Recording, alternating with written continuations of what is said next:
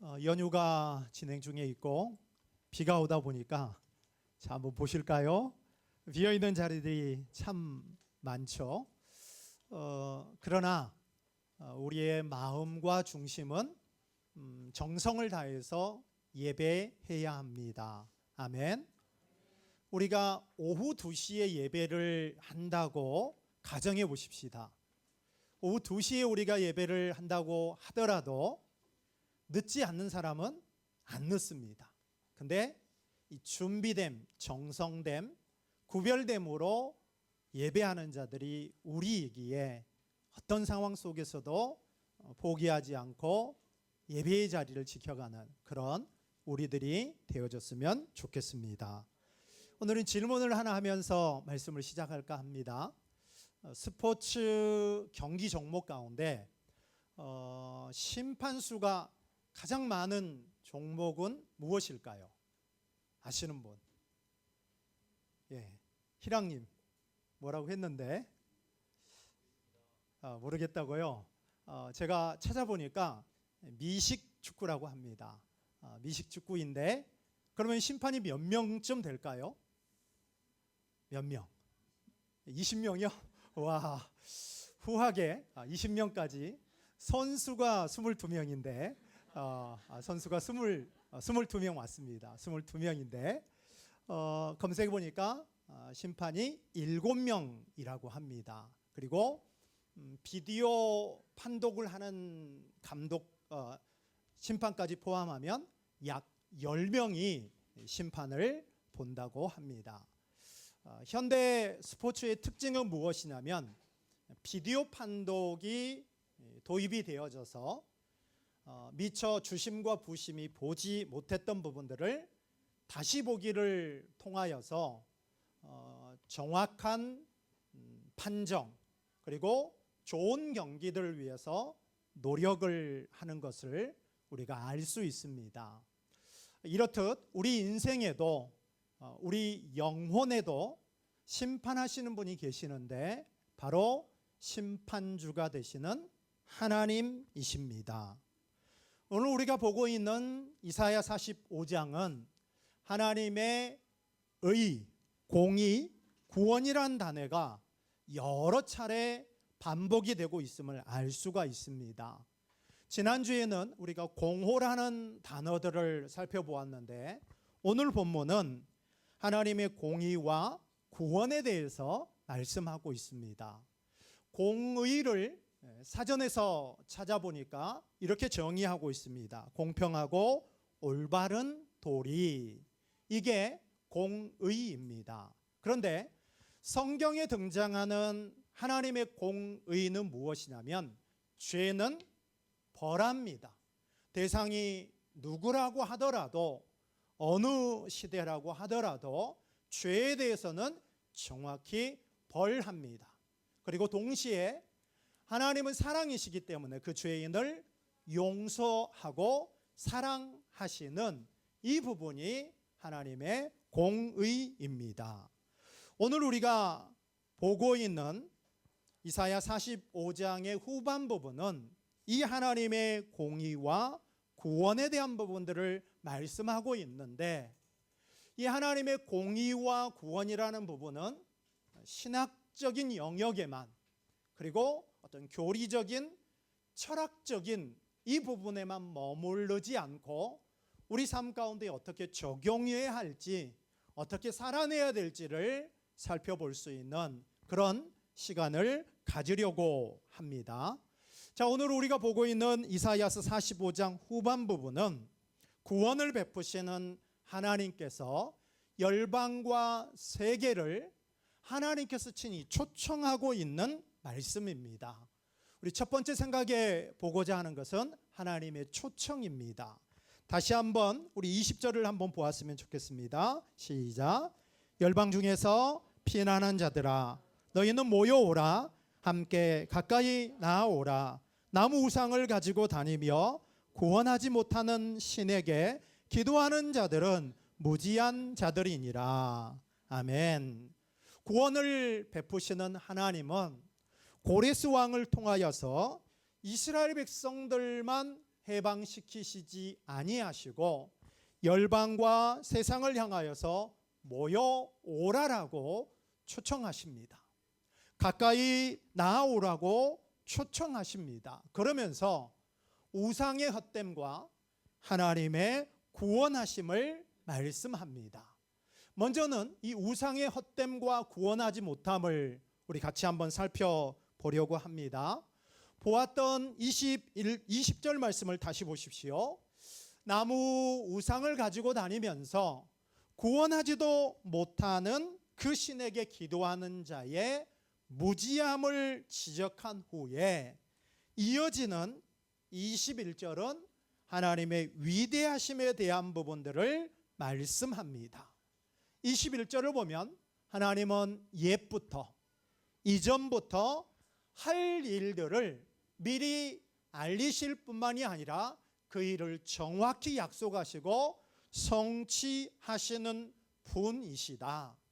이렇게 할 수 있는 분은 세상 그 어디에도 없으시고 여호와 외에는 이렇게 할 수 있는 분은 그 누구도 없다라고 말씀합니다. 그러면서 21절 하반절에서 오늘 설교의 제목처럼 나는 공의를 행하며 구원을 베푸는 하나님이라 나 외에 이런 이가 없다라고 말씀합니다.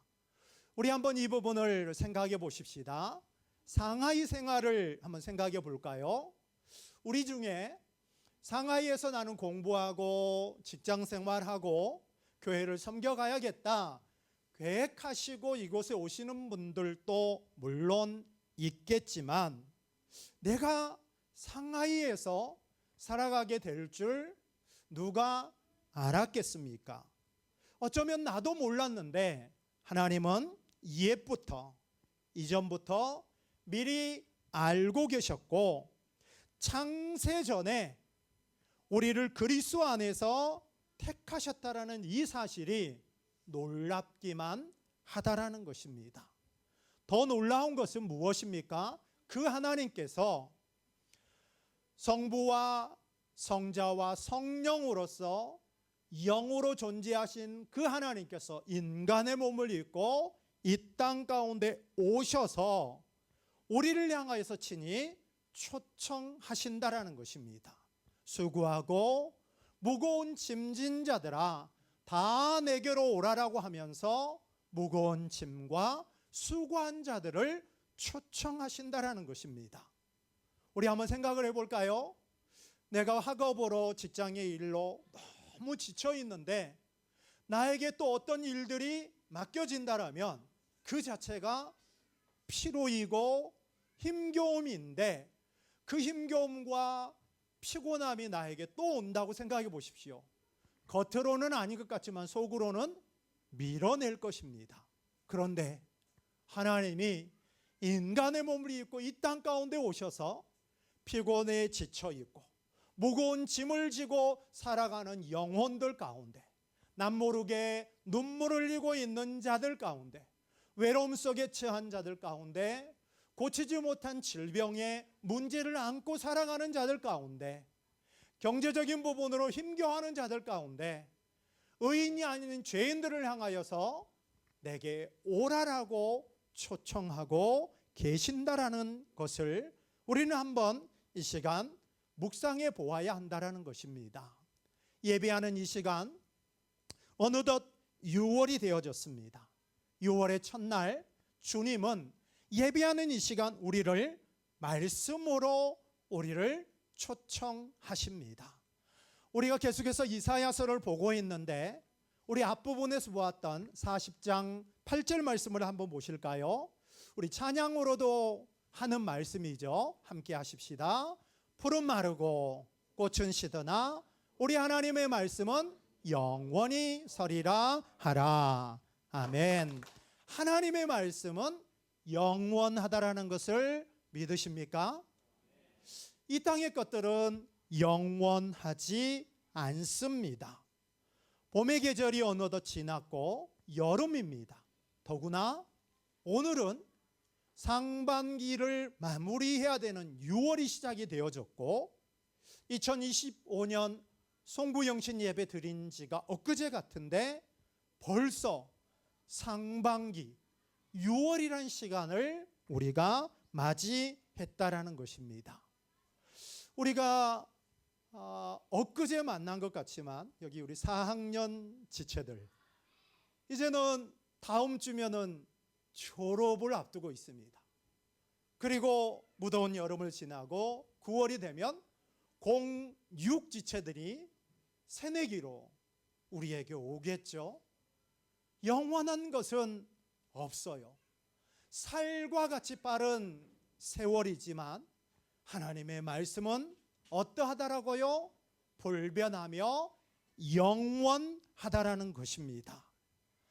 바울 서신에 있는 말씀처럼 보이는 것은 잠깐이지만 보이지 않는 것은 영원한, 그 영원한 하나님께서 생명의 말씀으로 우리를 초청하십니다. 그 하나님은 옛부터 이전부터 미리 알리신 약속의 말씀을 신실함으로 약속하실 뿐만이 아니라 성취하시는 하나님께서 우리를 푸른 초장과 쉴만한 물가인 말씀의 동산으로 우리를 초청하십니다. 그리고 에스겔에게, 사도 요한에게 이 말씀을 먹어라 하는 것처럼 우리에게도 오늘 말씀의 자리에 초청하여서 이 말씀을 먹으라라고 말씀합니다. 안타깝게도 우리 가운데 주시는 말씀이 꿀과 같고 감사가 되어지고 위로가 되는 말씀이면 우리는 할렐루야 하고 아멘 하지만은, 그러나 어떻습니까? 우리가 먹어야 할 말씀은 때로는 쓰디쓴 말씀이지만 이 말씀을 먹으라라고 말씀합니다. 그래서 우리는 어떻게 삽니까? 사람이 떡으로만 사는 것이 아니라 여호와의 입으로 나오는 모든 말씀으로 살아가는 그런 우리 모두가 되어졌으면 좋겠습니다. 사랑하는 여러분, 우리 믿음의 사람은 어떤 사람입니까? 검색하는 세상 가운데서 묵상하며 살아가는 사람들이 오늘 저와 여러분입니다. 그런데 금년도도 어느덧 절반이라는 시간을 맞이하고 있는 이 시점 가운데 우리가 언제까지 검색만 하고 묵상은 우리가 멈춰 있다라면, 아까 우리 기도하셨던 집사님의 기도처럼 우리 묵상하는 이 부분을 좀 점검하고 결단하고 실천해야 하지 않겠습니까? 이런 말이 있습니다. 검색은 찾게 하지만 묵상은 만나게 한다. 그렇습니다. 누구를 만나게 합니까? 하나님의 은혜를 만나게 합니다. 그 말씀이 꿀송이처럼 달기도 하지만 때로는 뼈를 때리는 말씀입니다. 우리 안에 있는 죄를 도려내야 되는 고통과 아픔의 말씀이기도 합니다. 나단 선지자가 다윗의 죄를 신랄하게 지적하면서 당신이 그 사람이다 지적하기도 하는 말씀일 수도 있습니다. 그러나 아이러니하게도 우리 시대를 한번 보십시다. 검색은 너무나도 빠르지만, 그러나 빠른 검색으로 우리에게 주어지는 그 지식의 정보로 인하여서 우리의 깊이는 갈수록 얕아지고 있는 아이러니함을 우리가 한번 잘 보았으면 좋겠습니다. 반대로 검색은 빠르지만 묵상은 어떻습니까? 오래오래 머물도록 한다라는 것입니다. 시편 기자가 말하죠. 오래 머물면서 그 말씀을 우리가 읊조릴 때 성령께서 그 부분을 어떻게 하십니까? 도와줍니다. 몰랐던 말씀이 보여지고 선명해지고 깨달아짐으로 우리 눈이 열려져서 밭에 감추인 보화를 발견하도록 성령께서 우리의 눈을 열고 마음을 열게 해주시는 이런 복 있는 자가 오늘 저와 여러분이 되어졌으면 좋겠습니다. 이것이 바로 무엇입니까? 검색이 아닌 묵상하는 삶입니다. 6월을 시작하면서 뒤돌아보십시다. 6개월이라는 시간을 이제 우리가 5개월을 살아오며 이 6개월 차 접어들어 가고 있는 시점 가운데 점검해야만 오늘과 내일이 새로워질 수 있다는 것입니다. 너무 앞만 보며 가지 말고 이 시간 점검하면서 우리를 말씀의 자리로 초청하여서 오래 머물고 묵상하라는 이 부분에 다시 한번 찔림을 준다라면 그 찔림을 당하면서 이 부분이 뼈를 때리는 말씀이라면 그 부분을 맞아가면서 실천함으로 말미암아 그 말씀의 동산에서 꼴을 먹고 푸른 초장에서 그분과 깊은 교제가 있는 6월이 되는 그런 저와 여러분이 되어졌으면 좋겠습니다. 자, 다시 여러분이 20절과 21절을 보면 구원하지 못하는 우상과 구원을 베푸시는 하나님을 정확하게 묘사하고 있습니다. 그러면서 결국 우리의 싸움은 무엇이냐면 바로 이 영적인 싸움입니다. 우리를 구원하지 못하는 것들을 여전히 의지하면서 이것도 해보게 하고 저것도 해보게 하고 그것들을 의지하게 해보지만 그것들은 결코 우리들을 구원하지 못한다라는 것입니다. 그러나 우리를 구원하신 하나님은 지난주 말씀을 잘 기억해 보십시다. 지난주 말씀에 우리가 함께 살펴보았던 키워드가 되었던 단어는 창조였습니다. 하나님은 창조의 하나님이 되셨고 오늘 본문에서는 그 하나님께서 어떤 하나님이 되고 계십니까? 구원의 하나님이 되고 계신다라는 것입니다. 구원의 하나님은 자, 이어지는 22절에서 땅 끝에 있는 모든 영혼들을 초청하면서 그들이 구원을 얻으라라고 말씀하고 있는데, 자, 이번에는 22절을 우리 같이 한번 읽어 볼까요? 시작. 땅의 모든 끝이여 내게로 돌이켜 구원을 받으라. 나는 하나님이라 다른 이가 없느니라. 아멘. 구원을 베푸는 하나님의 초청이 성민 이스라엘에게만 국한되지 않고 온 땅까지 그 범위가 확장되어지고 땅의 끝까지 하나님의 초청이 이룹니다. 그래서 그 땅 끝에 있는 목마른 자들이 하나님 앞에 나와서 그 목마름이 해갈되어지기를 바랍니다. 동일한 성경인 이사야 55장 1절을 한번 볼까요? 하나님의 초청입니다. 시작. 오호라 너희 목마른 자들아 물로 나아오라. 돈 없는 자도 오라. 너희는 와서 사 먹되 돈 없이 값 없이 와서 포도주와 젖을 사라. 아멘. 우리가 이 땅을 살아가면서 참 힘겨운 것은 바로 무엇입니까? 목마른 것이죠. 돈이 없는 것이죠. 그래서 우리는 그것 때문에 뭐합니까? 좌절하고 절망합니다. 그런 우리들을 향하여서 하나님께서 목마른 자들아, 돈 없는 자들아 오라고 하나님께서 초청하고 있다라는 것입니다. 돈이 없기 때문에, 목이 마르기 때문에 어떻게 해요? 돈 없이 값 없이 이 구원의 은혜를 경험하라라고 말씀하고 있다라는 것입니다. 그렇습니다. 우리가 얻는 구원은 우리가 무엇인가를 행함으로 말미암는 행위로 얻어주는 것이 아니라 어떻게 해요? 돈 없이 값 없이 자격 없는 자들에게 하나님께서 베풀어 주시는 이 은혜에 우리가 흠뻑 젖을 수 있는 그 하나님의 초청에 오늘 저와 여러분 모두가 아멘하며 나아갈 수 있는 우리 모두가 되어졌으면 좋겠습니다.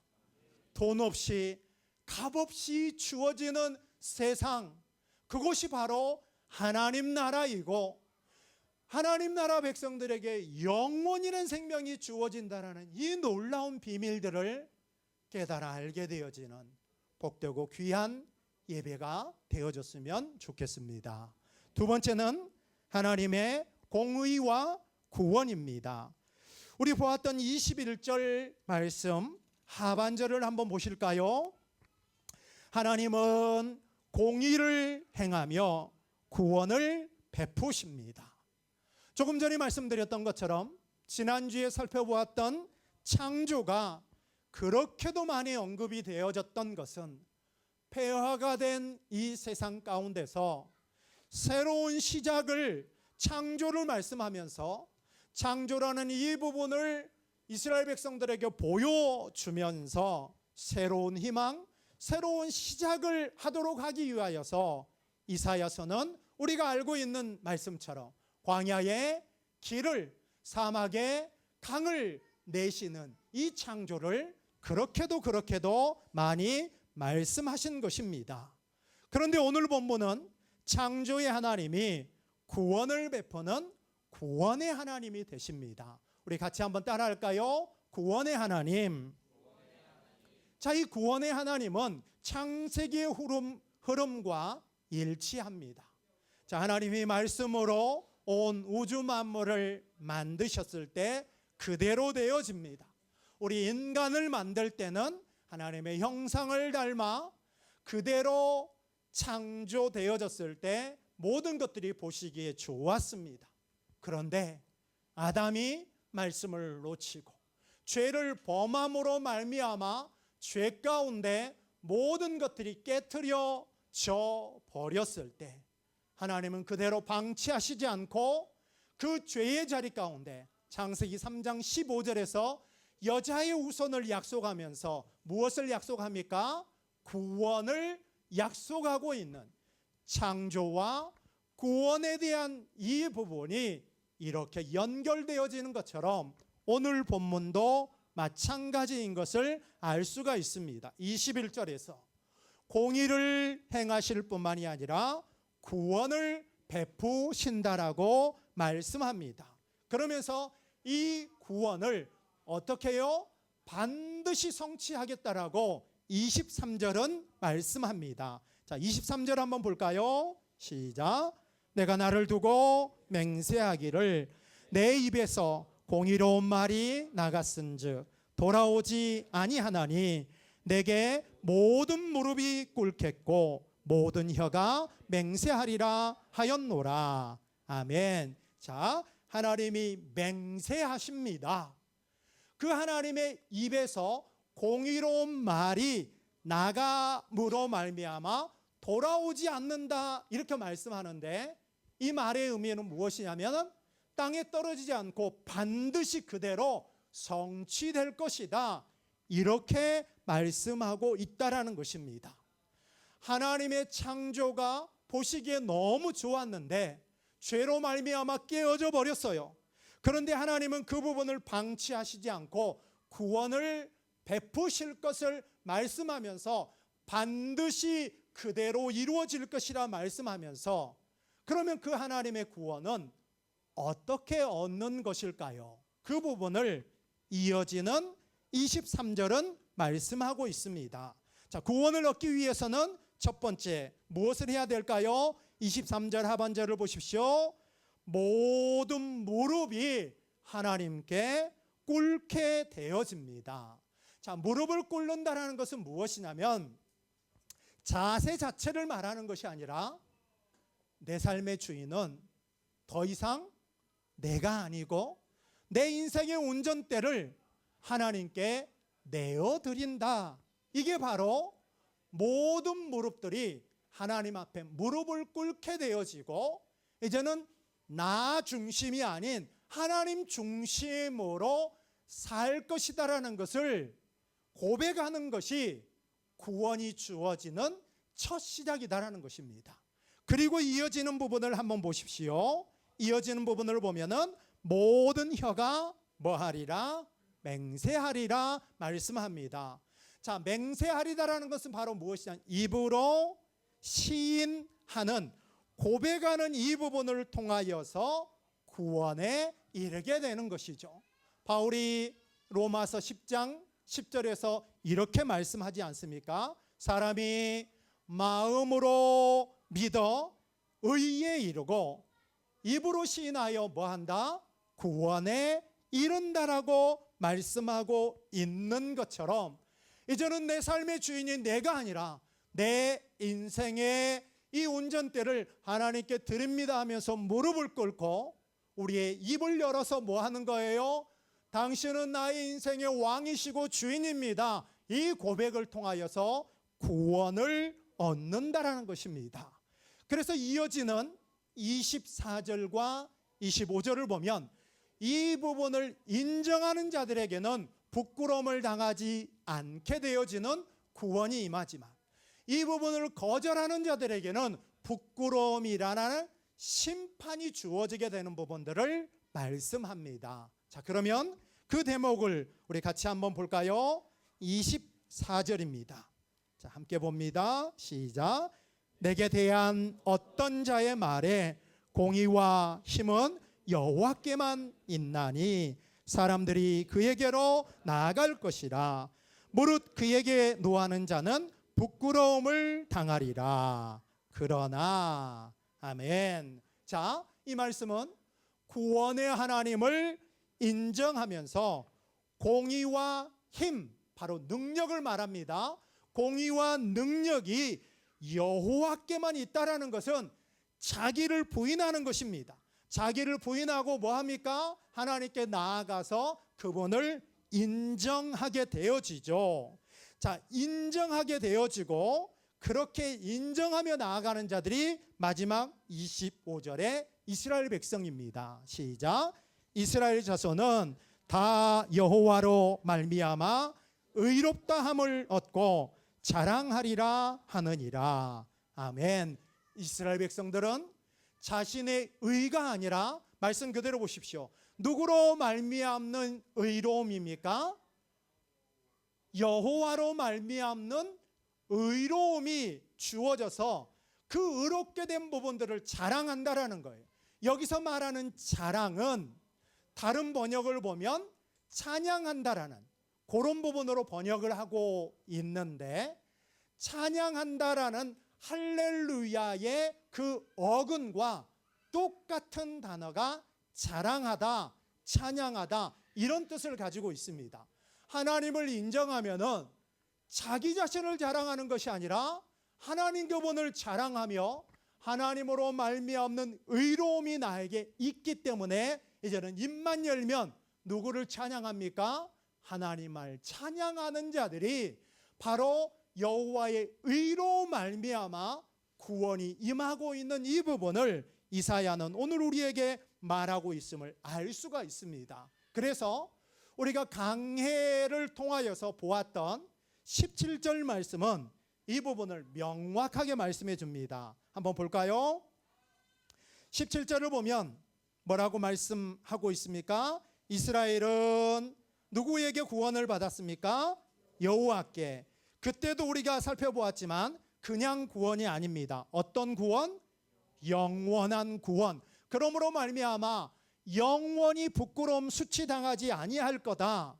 그런데 다시 24절 하반절을 보십시오. 무릇 그에게 노하는 자는 뭘 당한다? 부끄러움, 바로 수치, 심판을 당할 것을 말씀하고 있습니다. 창조의 하나님, 구원의 하나님은 그 하나님을 향한 무릎과 입술의 고백으로 주어지는 것이지 우리의 자랑이나 잘남이나 행위로 얻어지는 것이 아니다라는 것입니다. 그러면 이 말씀을 요약해서 정리해 본다면 이런 것입니다. 주변의 모든 민족들이 이스라엘의 구원함 가운데 나타난 하나님의 공의들을 보고 그들이 하나님 앞에 무릎을 꿇습니다. 그리고 신앙을 고백하고 있는 이 부분이 이사야 45장으로 국한되지 않고 새 이스라엘이 되어진 교회인 저와 여러분에게 동일한 부분으로 지금 주어지고 있는 말씀이다라는 것입니다.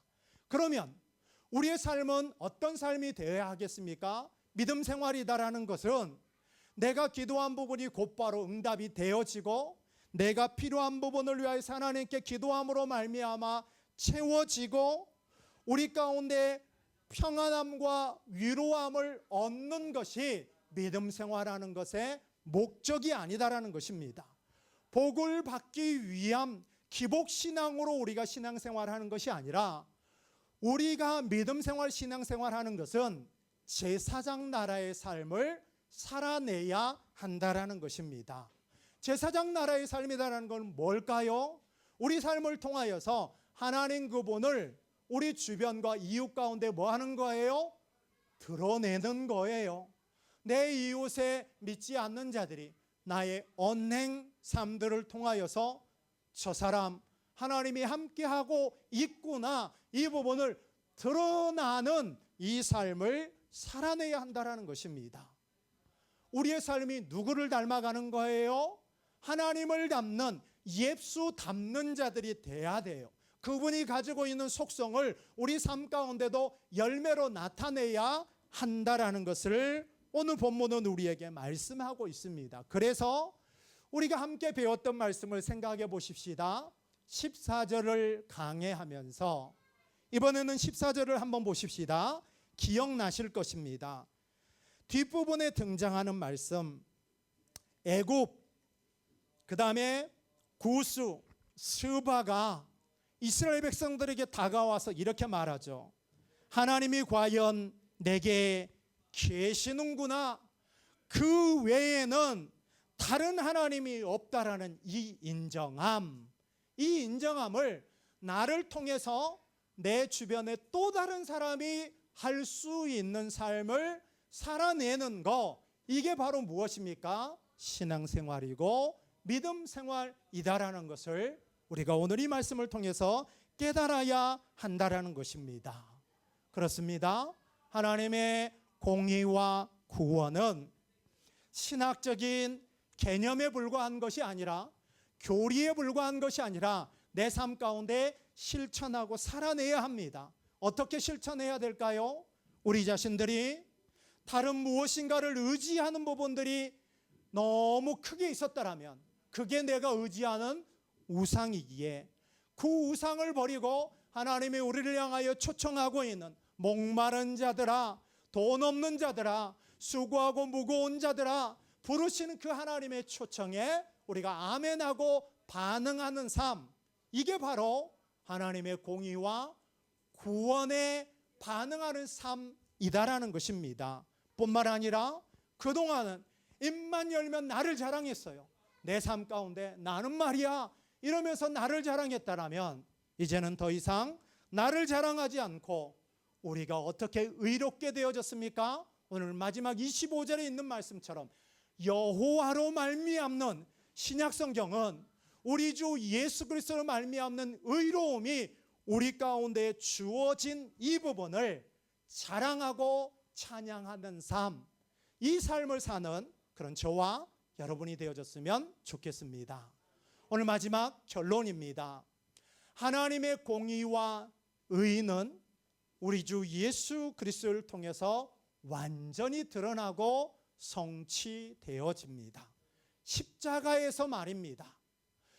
우리 한번 생각해 보십시다. 우리 말씀을 시작하면서 제가 심판에 대한 부분으로 오늘 설교를 시작했습니다. 하나님의 공의라는 것은 무엇입니까? 어떤 상황에서도 굽거나 좌로나 우로나 치우치지 않고 정확하게 판결해야 되죠. 그런데 우리는 어떻습니까? 남에 대해서는 엄격합니다. 정확하게 공정하게 판결해야 될 것을 우리는 바라면서 나를 향하여서는 어떻습니까? 그 부분이 한없이 부드러움으로만 적용을 합니다. 그래서 우리는 정치인을 향하여서, 세상을 향하여서 공의롭고 공평하게 무엇인가 집행되어지기를 바랍니다. 그러나 나를 향해서는요, 그 잣대를 한없이 낮춘다라는 것입니다. 그러면 공의롭지 못하는 것이죠. 반대로 생각해 보십시다. 제가 어떤 판결을 해야 되고 그런 힘이 있는 위치에 있다고 생각해 보십시다. 그러했을 때 우리 교회 구성원들과 제가 알고 있는 분들이 어려움을 당했어요. 그러면 공정하게 해야 되는데 이 사람의 형편을 너무나도 잘 알아요. 이 사람이 어떻게 해서 이런 상황이 발생했는지를 너무나 잘 알기 때문에 머리로는 공정하게 판결해야 되지만 이 사람의 삶을 들여다보니까 너무 딱한 거예요. 그래서 판결을 이 사람의 상황에 맞게 한다라면 공정하지 못하는 것이죠. 반대로 공정하게 판결해야 되는데 이 사람을 너무 사랑해요. 내 가족이에요. 내 자녀이고 내 부모예요. 너무 사랑하다 보니까 공정하게 판결을 못하는 것이죠. 그런데 하나님은 십자가에서 이 공의로움을 정확하게 드러납니다. 죄는 무엇입니까? 벌해야만 합니다. 그래서 지옥의 형벌이 주어지는 것이죠. 하나님은 이 죄를 눈 감을 수 없었습니다. 그래서 아들을 십자가 가운데 내어주시는 것이죠.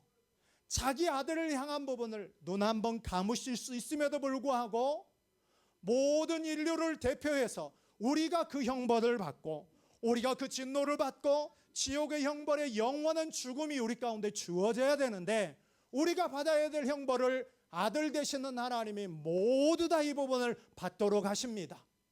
그리고 우리의 죄를 어떻게 합니까? 용서하시고 사랑하시는 이 부분이 십자가에 우리 주 예수 그리스도가 매달리시는 이 부분을 통하여서 완전히 공의롭고 완전한 사랑이 드러난 곳이 바로 예수 그리스도의 십자가이다라는 것입니다. 그래서 하나님은 우리 주 예수 그리스도를 어떻게 하셨습니까? 의롭게 하시고 그를 믿는 우리 또한 의롭게 하십니다. 로마서 3장 25절과 26절을 보면서 말씀을 마치고자 합니다. 시작. 이 예수를 하나님이 그의 피로써 믿음으로 말미암는 화목제물로 세우셨으니 이는 하나님께서 길이 참으시는 중에 전에 지은 죄를 간과하심으로 자기를 의로움을 나타내려 하심이니 곧 이때에 자기의 의로우심을 나타내사 자기도 의로우시며 또한 예수 믿는 자를 의롭다 하려 하심이라. 아멘. 누구의 피가요? 앞구절 보십시오. 예수의 피가 우리를 정결케 했고 화목제물이 되어 주십니다. 그래서 예수 그리스도의 피 흘리심으로 말미암아 예수님이 의롭게 되어지시고 그를 믿는 26절을 보십시오. 그를 믿는 우리 모두를 어떻게 하셨다라고 말씀하고 있습니까? 26절 자기를 의롭다라고 그를 믿는 자를 의롭다라고 말씀하고 있습니다. 그렇기 때문에 우리 주 예수 그리스도가 하나님의 공의이다라는 것을 이 공의로움을 성취하신 분이다라는 것을 알 수 있다라는 것입니다. 그래서 하나님은 어떻게 하십니까? 빌립보서 2장에서 예수의 이름이 모든 이름보다 뛰어난 이름이 되게 하셨고 모든 무릎이 예수의 이름 앞에 꿇게 하게 하셨고 모든 입이 예수 그리스도가 주이시라 시인하여서 하나님 앞에 영광 돌리게 하셨습니다. 그렇습니다. 바로 우리 주 예수 그리스도가 하나님의 공의이시며 구원이신 것을 믿을 수 있는 그런 저와 여러분이 되어졌으면 좋겠습니다. 기도하겠습니다. 하나님, 우리는 너무 연약하여서 구원하지 못하는 세상의 것들을 이것도 해보고 저것도 해보고 그것들을 의지하며 살아가는데 오늘 말씀을 통하여서 구원하지 못하는 세상의 유혹이 아니라 구원을 베푸시는 그 하나님의 초청 앞에 아멘하며 나아가기를 원합니다.